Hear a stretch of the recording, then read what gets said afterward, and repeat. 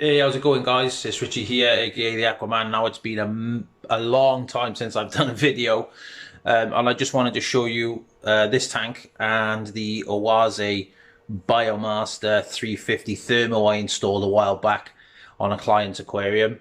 Now this tank is a Hugo Komachi. It's a 180 liter, yeah, 180 liter.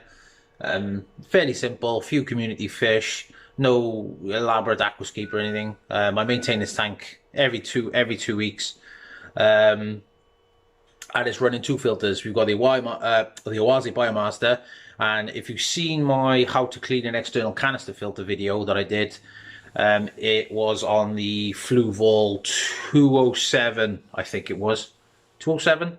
I think it was a 207. Let me check. 206. No, 207. I'll get there in a minute. So I just wanted to show you quickly the Oase Biomaster 350.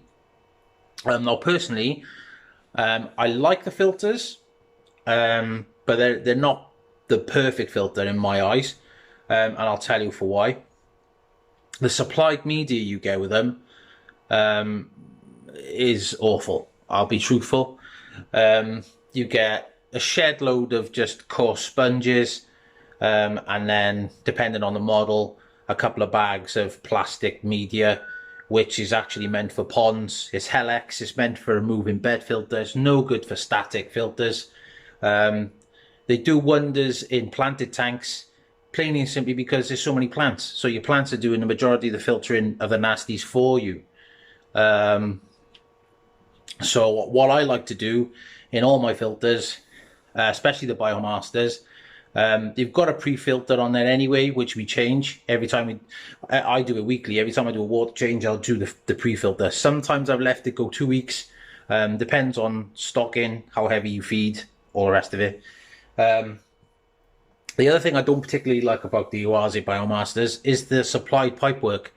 I know a lot of pro aquascapers, myself included, they use glass or stainless. I'm a massive fan of stainless, but that's because I'm too heavy-handed and I tend to break glass lily pipes. And also, I don't like the fact that you could see all the green stuff inside there. I know it's an indication that you should change it, but on my own personal tanks, I either run standard pipe work and hide it with the plants, or I would run stainless if it can be seen. So anyway, onto the Biomaster.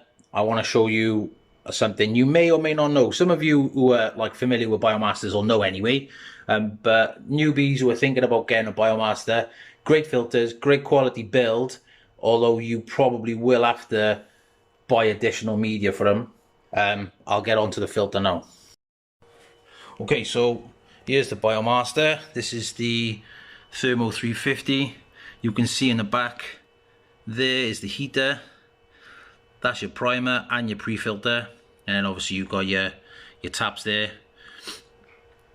And what I wanted to tell you is the blue, everything on a Oase Biomaster filters that you can touch, move, twist, twiddle, pump, whatever, is all blue. So you know that, like this for example, this is the shut off for the taps.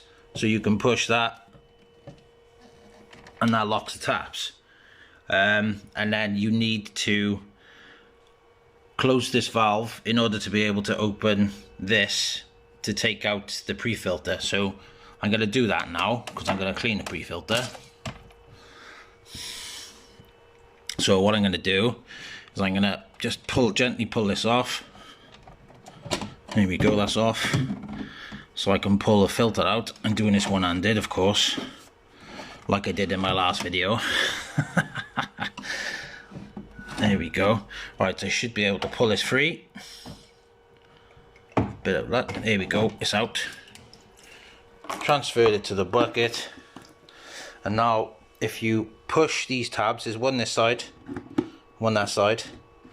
Push these tabs and you should be able to slide that off like so, and there's your pre-filter sponges, all dirty and ready to be cleaned. All you do, because this is a pre-filter, and it's not meant to contain, it probably will contain some biological beneficial bacteria, but this is just your pre-filter. It's to be rinsed in the tap, and then all you do, you slide it back into here, and I'll show you what we've done once you've cleaned it. You don't really need to see me running that under the tap and squeezing it out. It's not difficult. I'll be back in a second. So we're back at the tank now. Pre-filter has been washed. I've literally just slid it in, been put back. So what we've got to do now is turn this lever, which locks that in place. So I'm going to slide this back a little bit so it's back in the cupboard. Then what we've got to do is we're going to make sure that that's pushed down, it's firmly down, and then you just slide, see this blue lever? You slide it towards you. You'll hear it fill back up when it stops. It's time to start it back up again. And that is pretty much it. So yeah, this is the Oase Biomaster 350 Thermo. And yeah, I just wanted to share that little thing with you, that all of these blue, anything that's blue on the Oase Biomaster can be moved, twisted, pushed, turned.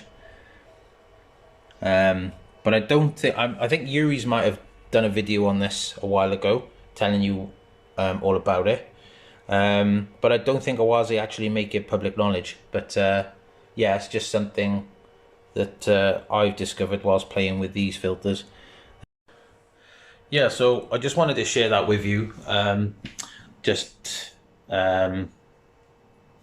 The Oase Biomaster, just wanted to show you, like the like I explained earlier on, anything that's blue on them is, you know, it can be touched, tactile, I think they call it. Anyway, I've only been using these Oases fairly recently.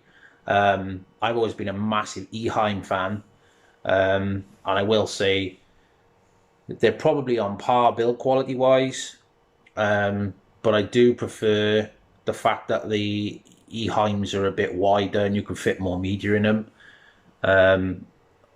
But what people don't know is, people think that Oase invented the pre-filter and the built-in heater. Well, in fact, the pre-filter, the removable pre-filter, was actually a Fluval invention. Hagen, it was put on the G series filters.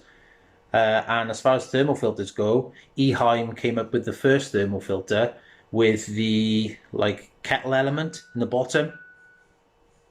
So Oase have basically just taken those ideas and implemented them both into a filter. The glass heaters supplied with these, you've got to be careful. My one tip, I would say, would be to make sure that you label the plugs, which one is the heater, which one is the pump, the filter, and always make sure that you turn the heater off first when you're turning it off. And then if you've done any maintenance on the filter, to make sure you put the pump on first, ensure that that's flowing properly, and then turn your heater on, just to limit any shattering or anything like that. Okay, thanks for watching. Subscribe if you haven't already, like, share, the usual stuff. Yeah, sorry it's been so long.